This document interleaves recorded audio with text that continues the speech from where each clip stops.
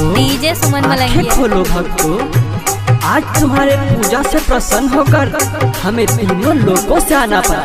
बताओ तुम क्या मांगते हो? बोलो भक्त, बोलो भक्त, बोलो भक्त, बोलो भक्त। मधुबनी हे प्रभु, हमको सिर्फ इतना बता दीजिए, क्या बात है बस बोलो। कहाँ बनाबै छो प्रभु जी, कहाँ बनाबै छो, कहाँ बनाबै छो प्रभु जी, कहाँ बनाबै छो। तयतना सुंदर सुंदर माल प्रभु जी, कहाँ बनाबै छो। तयतना सुंदर सुंदर माल प्रभु जी, कहाँ बनाबै छो। कहाँ बनाबै छो प्रभु जी, कहाँ बनाबै छो, कहाँ बनाबै छो प्रभु जी, कहाँ बनाबै छो। तयतना सुंदर सुंदर माल प्रभु जी, कहाँ बनाबै छो। तयतना सुंदर सुंदर माल प्रभु जी, कहाँ बनाबै छो। अरे भक्तों, तुम ये कैसी मोह माया में पड़ गए हो?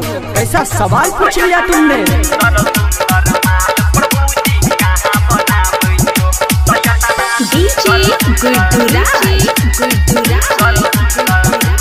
DJ Suman, DJ Suman. ट्रीम ट्रीम ट्रीम। अरे बस, ये कैसी सवाल आते हैं तुम लोगों के मन में? हमने तो सोचा था कि तुम इस तपस्या से कुछ और मांगोगे प्रभु से।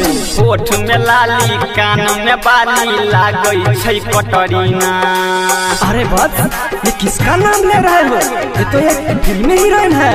हाँ हाँ, होठ में लाली, कान में बाली, लागै छै कटरीना। देखी के ये कर सकसी बदनिया, मुश्किल भेलै जीना। देखी के ये कर सकसी बदनिया, मुश्किल भेलै जीना। तो हमरो कर दे बेरा पार, किया नहीं दया देखाबै छो।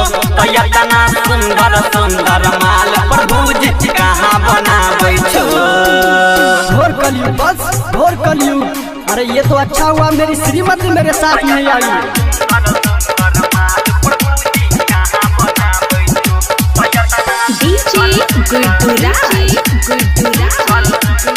डीजे सुमन मलंगिया मधुबनी, डीजे सुमन, डीजे सुमन। अरे भक्तों, मेरी पूजा साइकिल छाप अगरबत्ती जला के करते हो तो कुछ अच्छा मांगो बच्चों। ये ऐसी ऐसी सवाल है दिमाग में मत लाओ। छोटकी मोटकी गोड़की छौरी, नाम छियै फूलमतिया। अरे रे रे बस, ये तो एक शादीशुदा औरत है, इसको ध्यान मत दो। हाँ हाँ, छोटकी मोटकी गोड़की छौरी, नाम छियै फूलमतिया। ओकर से शादी कराई दो, नहीं तो आत्मा के करबो हतिया।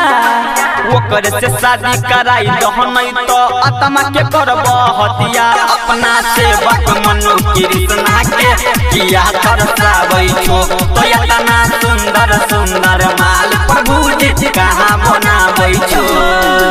कहाँ बनाबै छो प्रभु जी, कहाँ बनाबै छो। कहाँ बनाबै छो प्रभु जी, कहाँ बनाबै छो।